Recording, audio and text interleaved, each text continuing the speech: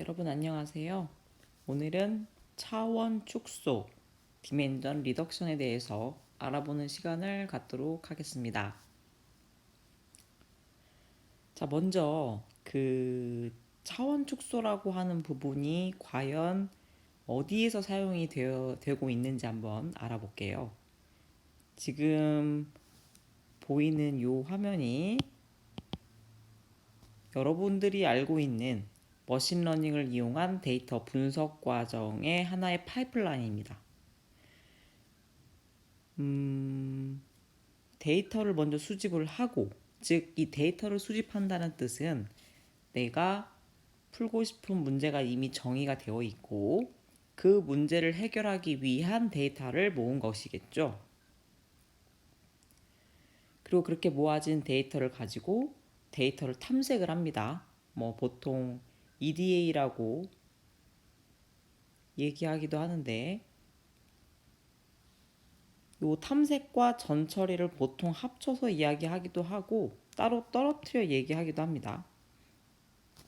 근데 지금 분명한 건 이 모델 학습이란 걸 통해서 여러분이 알고 있는 머신러닝 알고리즘을 적용하기 이전에 전처리라는 과정을 통해서 데이터 정규화, 차원 축소, 영상 처리, 데이터 오그멘테이션이 여기 들어가겠죠. 그런 것들이 이제 요 프리프로세싱에서 처리가 되는데 그때 차원 축소라고 하는 하나의 테마가 사용이 됩니다. 자, 다시 데이터 수집, 탐색, 전처리, 머신러닝 알고리즘 적용, 그리고 모델 학습이 끝났으니까 학습된 모델을 이용한 성능 평가, 그리고 결과 정리 및 시각화까지 오게 되지요. 그럼 이와 같은 차원 축소는 왜 필요한 것일까요? 결국 차원 축소라고 하는 것이 고차원의 데이터를 저차원의 데이터로 만드는 것이 목적일 테니 당연히 고차원의 데이터가 최근에 많아졌기 때문이다 라고 생각할 수 있겠네요. 왜 많아졌을까요? 잠깐 살펴보시면 예를 들어 문서 요약, 추천 시스템, 유전자 군집화 이와 같은 예시를 통해서 한번 살펴볼게요. 이 문서 요약이라고 하는 건 뭐냐면 결국 이렇게 여러분이 하나의 책이 있거나 혹은 기고문이 있거나 혹은 하나의 논문 아니면 하나의 사설 이런 것들이 있어요. 이런 각각의 이런 문서들을 어떻게 한다? 1D 벡터로 만든다. 이 문서 요약을 통해서 이렇게 하나의 1D 벡터로 만들고 싶은데 그때 어떻게 했었냐면 예를 들면 한국어 예시를 들어볼게요. 한국어에 존재하는 모든 단어를 다 이렇게 하나하나만 이렇게 빈으로 만들어 놓고 빈도수를 세는 거죠. 이렇게 몇 개 나왔다. 첫 번째 단어가 2개, 두 번째 단어가 5개, 세 번째 단어가 1개, 다음 빵개, 이런 식으로 끊임없는 단어, 즉 1에서 n까지. n은 한 언어의 단어 수로 표현 가능한 한 언어의 단어 수에 해당이 되죠. 어마어마하게 길겠죠. 물론 최근에는 이거를 줄일 수 있는 방법들을 많이 고안이 됐고 한 언어의 모든 단어로 표현하지 않아도 되는 방법을 만들고 있기도 합니다. 아무튼 가장 나이브한 문서 요약 방법을 지금 교수님은 소개를 했고요. 그러다 보니 문서 하나를 요약하는 것도 수천 개의 문서를 수백만 개의 문서를 이렇게 백 오브 워드라고 하는 한 언어의 단어로 표현하려니 어마어마하게 데이터 양이 많네요. 추천 시스템이라고 하는 걸 살펴봅시다. 개개인에게 맞춤형으로 제공되기 위한 뭐 영화 맞춤 시스템 넷플릭스 같은 게 있다고 치면요. 결국 우리는 아주 옛날 방법에 대한 예시이기 때문에 옛날에는 이랬었구나 고차원 데이터가 이렇구나라고 생각하시면 돼요. 최근에 다른 방법론들이 많이 나왔기 때문에 뭐 이렇게 고차원이진 않습니다. 아무튼 지금 현재 사용하는 사용자 수와 총 영화 수를 이용해서 이렇게 매트릭스를 만들어서 연산을 했었습니다. 여기가 유저 수, 사용자 수 n, 여기가 영화 수 m. 그래서 예를 들어서 일십, 백, 천만, 10만에서 48만 유저, 일십, 백, 천만에서 17,000 영화 하면은 매트릭스가 어마어마하게 크네요. 이거 사실 연산 잘 안 됩니다. 이 정도 매트릭스는요. 너무 커요. 유전자 군집화의 경우도 우리에게 주어진 만 개의 유전자 수를 가지고 각각 유전자가 가질 수 있는 조건이나 어떤 상태가 1000개 정도가 된다면 이거 역시나 데이터의 길이가 10의 7승이나 되니까 엄청 크네요. 즉 최근 한 10년 정도 된 것 같아요. 10년 사이에 우리가 다루는 데이터의 크기가 엄청 커졌습니다. 뭐 컴퓨터의 어떤 연산 성능이 좋아졌기 때문에 다루고자 하는 데이터가 많아졌기 때문일 수 있지만 아무튼 이와 같이 점점점 더 데이터가 하이 디멘전으로 가고 있다. 그래서 우리는 이런 데이터들을 다루기 위해서 너무 크면 다루기 힘드니까 어떻게 해야 된다? 저차원으로서 만들어서 좀 쓰고 싶다. 그런 니즈 때문에 그런 필요성 때문에 차원 축소라고 하는 방법론이 나왔다라고 생각하시면 됩니다. 자, 차원 축소라고 하는 것을 본격적으로 알아보기에 앞서 차원의 저주라고 하는 것을 한번 살펴볼 텐데요. 차원의 저주.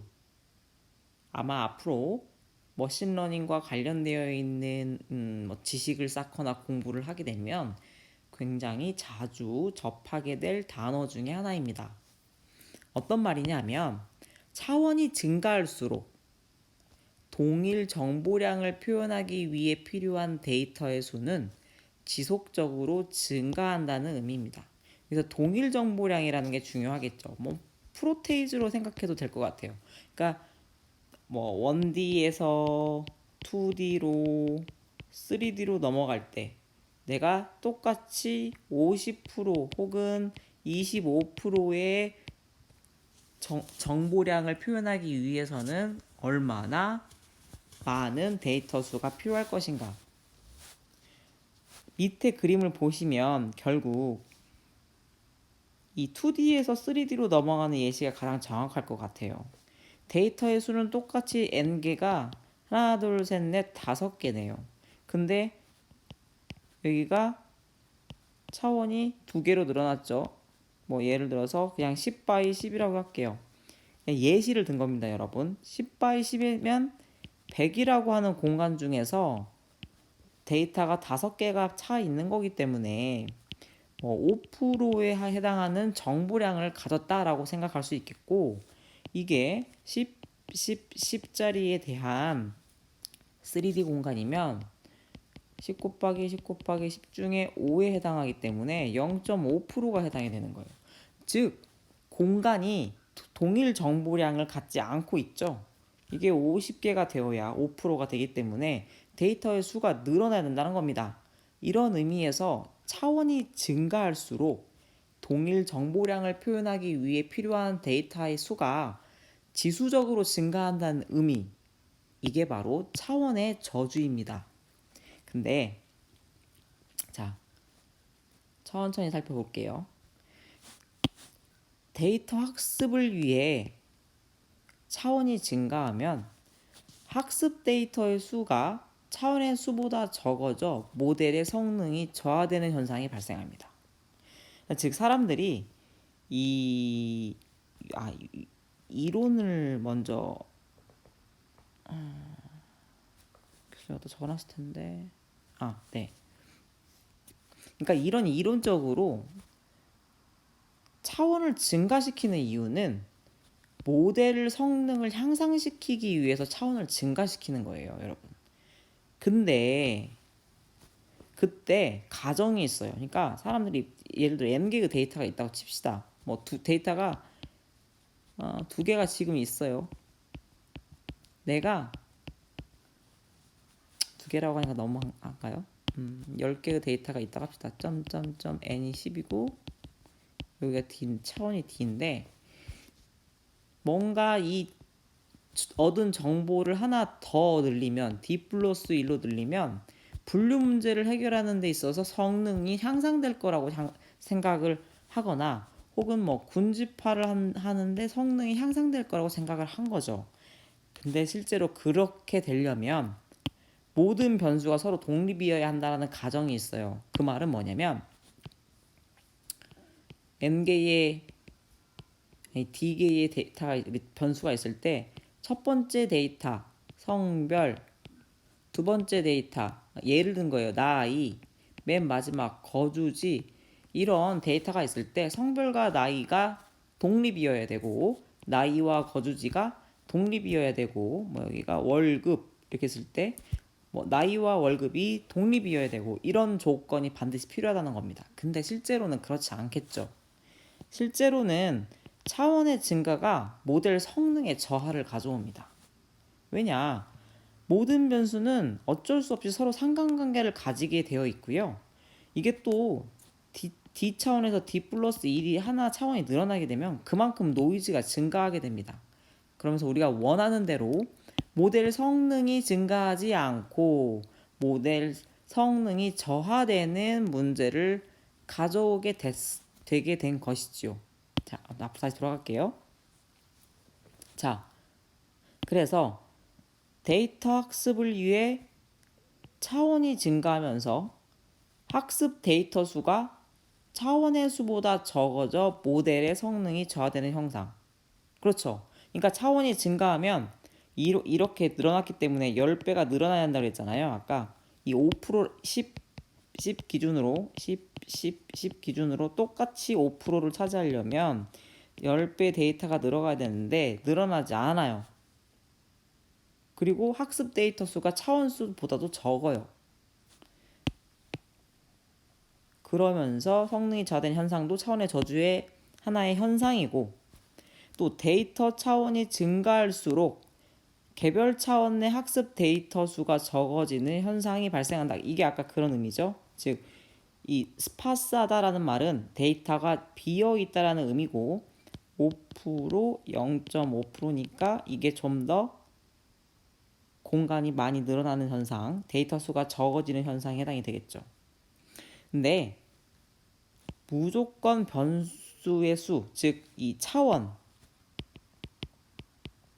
수가 증가한다고 해서 차원의 저주가 발생하는 것은 아닙니다, 여러분. 가장 핵심은요. 데이터의 수보다 변수의 수가 많아지게 되면 발생을 해요.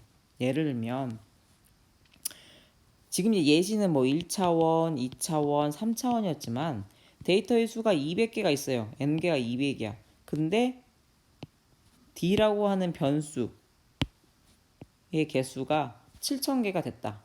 뭐 이런 현상이 발생했을 때 주로 즉 이렇게 n이 d보다 작아지는 현상이 발생했을 때 주로 차원의 저주가 발생한다. 라는 사실을 알아두시면 돼요.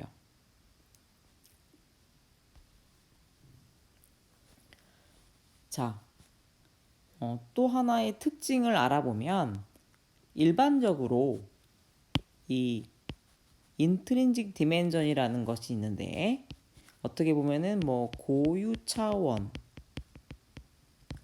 좀 생각을 하면 어쩔까라고 교수님이 한번 붙여봤어요. 교수님도 한글로 뭐라고 불러야 될지 잘 모르겠는데 아무튼 오리지널 디멘전보다 이 인트린직 디멘전이라고 하는 것이 상대적으로 크기가 작습니다. 무슨 말이냐?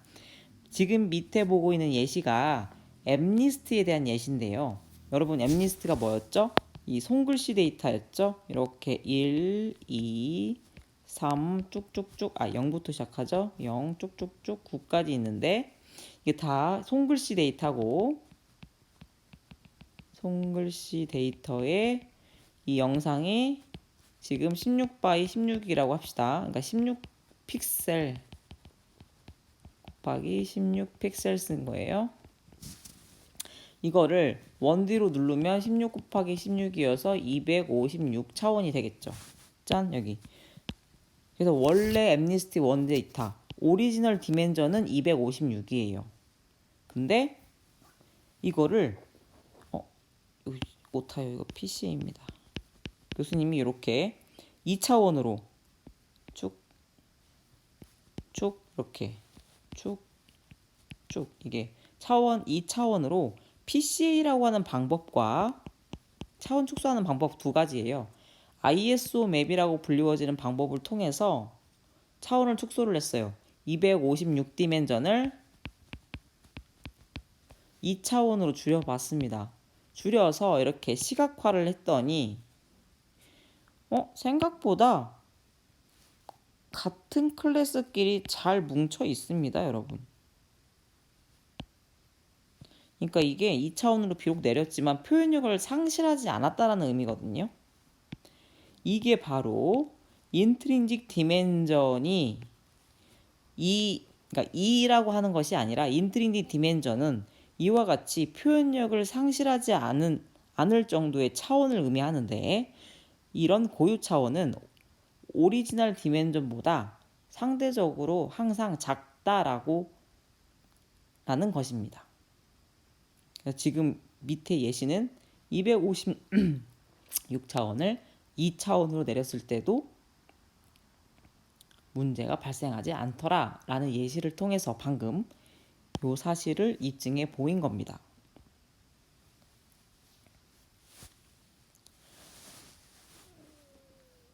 그러면 차원이 높을수록 어떤 문제가 발생하는 것일까요?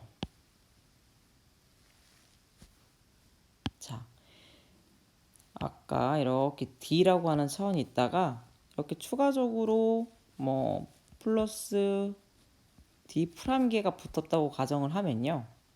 항상 우리가 사용하는 데이터, 취득하는 데이터에는 취득 데이터는 클린하지 않아요. 항상 노이즈가 껴 있습니다.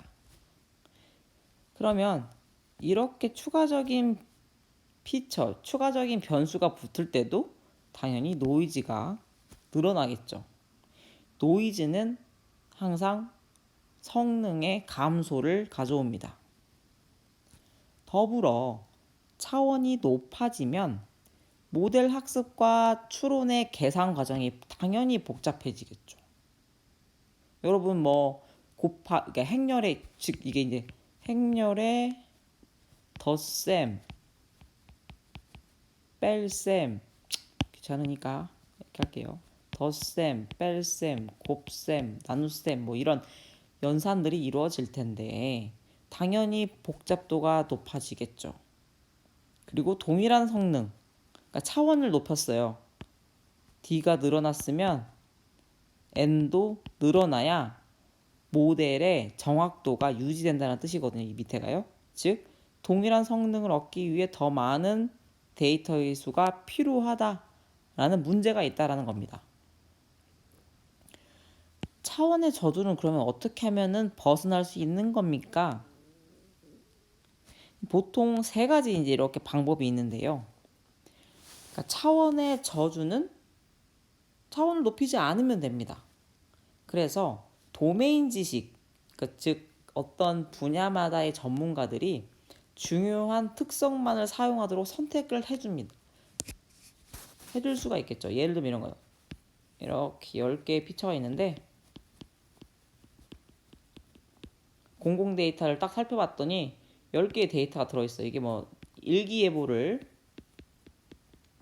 예측하는 데이터래요. 일기예보 예측, 일기 예측, 날씨 예측이라 합시다. 날씨 예측. 그러니 기상청에서 근무하는 전문가가 딱 보고 이 10개 다 필요 없습니다. 이 3개만 쓰시면 돼요. 그러면 내일 날씨 예측할 수 있습니다. 이런 거죠. 또 세 번째가 이게 오늘 우리가 계속 얘기할 내용인데 전처리 기술로 차원 축소 기술을 사용하면 됩니다. 그러니까 많은 사람들이 이 차원의 저주를 벗어나기 위해서 차원 축소라고 하는 기술을 연구 개발하였고 그 중에 한 가지들을 여러분은 선택해서 사용하셔도 됩니다. 혹은 목적 함수에 뭐 레귤러라이제이션 텀을 추가해서 해결할 수 있다라고도 그냥 알고만 계시고요. 오늘 이 시간에 저 두 번째 얘기를 하지는 않습니다. 자, 아무튼 차원의 저주를에 벗어날 수 있는 방법은 요 세 가지가 있는데 도메인 지식을 이용해서 중요한 특성만을 사용하던지 목적 함수에 레귤라이제이션 텀을 추가하던지 차원 축소 기술을 통해서 전 처리를 하던지 하면 된다. 자, 이 그림 한번 보시겠어요?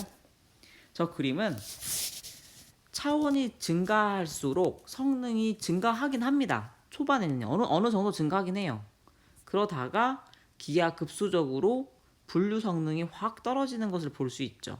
그래서 우리는 결국 이 지점, 이 optimal number of features라고 쓰여 있는 지점의 차원까지만을 사용해야 된다라는 것인데요. 아무튼 이 그림이 보여주는 것은 차원이 높아질수록 모델의 성능이 감소한다라는 것을 보여주기 위한 그림이었습니다. 자, 차원 축소의 배경은 무엇이냐? 결국 이론적으로는 차원이 증가할수록 모델 성능이 이렇게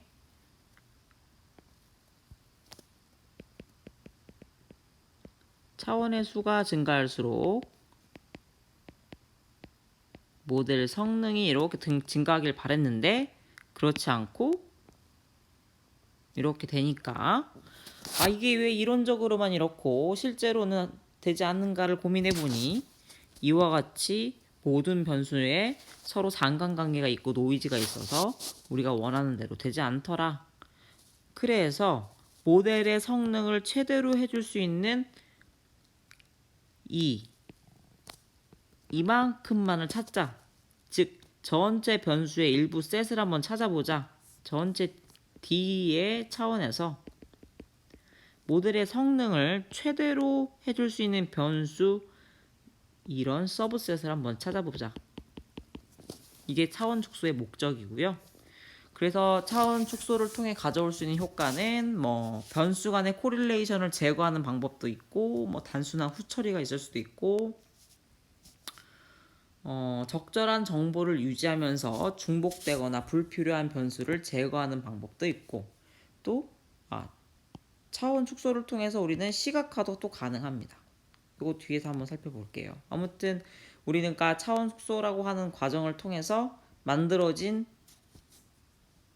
이걸 F라고 했을 때 F'은 변수 간 상관관계가 제거되어 있을 수 있다. 그리고 단순한 후처리를 통해서도 만들 수 있다. 다시 보지만 중복되거나 불필요한 변수를 제거해서 만들 수 있고 이렇게 만들어진 녀석을 이용해서 시각화가 가능하다. 차원 축소를 하는 방법은 역시나 크게 두 가지로 나눌 수가 있습니다. 지도학습 기반 차원 축소와 비지도학습 기반 차원 축소가 있는데요. 여러분이 알고 있는 지도학습은 결국 입력이 뭐였죠? X와 Y 이게 라벨이 해당이 되죠. 정답이기도 합니다. 함께 주는 겁니다. 비지도 학습은 어떻죠? X라고 하는 입력만 주는 것이죠. 우리는 정답을 알고 있기 때문에 지도학습이라고 하는 것은 지속적인 반복 학습을 통해서 정답이 알고 있으니까요. 수학 문제 계속 반복해서 푸는 것처럼 반복 학습을 통해서 모델 성능을 극대화합니다. 어떻게 하느냐? 여기 피드백 보이세요? 이 피드백이 가능하다라는 것이 정답과의 비교, 정답과 예측값 비교를 통해 에러 보정입니다. 에러 보정 하는 과정을 뜻하죠. 비지도 학습 기반은 어떻습니까? 피드백이 없네요. 여기 올라가는 게 없어요. 이게 없습니다. 그냥 쭉 가죠. 쭉 갑니다. 자, 결국 지도학습 기반은 여러분이 어떤 걸 배웠냐면 LDA라고 불리우는 거를 지난달에 배웠고, 오늘 여러분들이 이 PCA라고 하는 과정을 통해서 비지도학습 기반 차원 축소를 배우게 됩니다. 차이는 피드백 있고 없고, 즉 라벨, 범주형 데이터 라벨이 있고 없고의 차이고, 학습하는 과정 중에 이 라벨이 개입되어서 에러 보정이 일어났는지 일어나지 않는지가 결정하게 된다라는 것이 바로 이 장에서의 핵심입니다.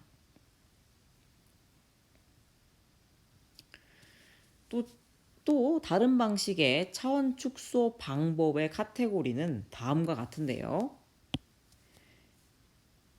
피처 셀렉션이라고 불리워지는 변수 선택 혹은 피처 선택이라는 방법과 피처 익스트랙션이라고 불리워지는 변수 추출, 피처 추출 방법이 있습니다. 자, 셀렉션은 선택, 익스트랙션은 추출. 다릅니다, 여러분. 각각 어떻게 다르냐면요. 변수 선택은 유의미한 변수만 진짜 말 그대로 선택하는 것이고요. 추출은 예측 변수의 변환을 통해 새로운 변수를 추출합니다. 자, 변환이니까 변환 함수가 필요하고요. 여기는 선택이니까 예를 들어서 이렇게 100개 중에 1번과 5번 선택. 아까 전문가가 도메인 널리지를 가지고 모든 특성 변수 중에 날씨를 예보하는데, 날씨를 예측하는데 필요한 특정 몇몇 어트리뷰트, 특성 변수를 선택할 수 있다 그랬죠? 그겁니다. 장점은 선택한 변수가 무엇인지 명시적으로 알기 때문에 해석이 용이하고요. 단점은 변수 간 상관관계를 고려하기가 어렵습니다. 그러니까 예를 들어서 피처 간 상관관계가 있을 수 있잖아요. 1번만 고를 게 아니라 1번과 5, 예를 들어서 이런 거죠. 10번이 1번과 5번의 상관관계를 가지고 만들어진 아이예요. 있으면 좋겠죠. 피처 추출은 이렇게 입력이 100개 주어지면 어떤 함수를 통해서 새로운 변수를 추출합니다. 새로운 변수. 네, 그래서 이거는 피처 컨스트럭션이라고 해서 피처 생성이라고 얘기하기도 하고요. 장점은 변수 간 상관관계 고려가 가능해요. 왜냐면 이게 결국 선형 결합이거든요. 선형 결합이다 보니까 뭐 이렇게 예시를 잠깐 들게요. 알파 1 x1 더하기 알파 2 x2 점점점 알파 100 x100 이런 식으로 이 2는 뭐 알파 1 x1 요 사실은 1 1 1 2 1 100 2 1 이렇게 되겠네요. 2 2 x2 알파 2의 100 x100 이런 식으로 점점점 다 이렇게 선형결합이기 때문에 상관관계 고려가 가능해요. 그리고 변수의 개수가 확 줄을 수 있습니다. 확. 그래서 일반적으로 피처 추출 방법을 많이 사용을 해요. 그러나 해석이 어렵습니다. 뭐 이런 단점이 있다라는 거를 알아두시고 차원 축소는 어떻다? 크게 피처 셀렉션과 피처 익스트랙션이 있다. 그리고 이것도 또 각각 지도학습 기반 차원 축소가 있고 비지도학습 기반 차원 축소가 있다. 그래서 이거를 학문적으로 나누면 결국 경우 수가 이렇게 4개겠죠? 4가지. 뭐 피처 셀렉션이면서 지도학습, 피처 셀렉션이면서 비지도학습, 피처 익스트랙션이면서 지도학습, 피처 익스트랙션이면서 비지도학습. 이 4가지가 있긴 한데 그걸 다 이번 본 강의에서 다루지는 않을 예정입니다.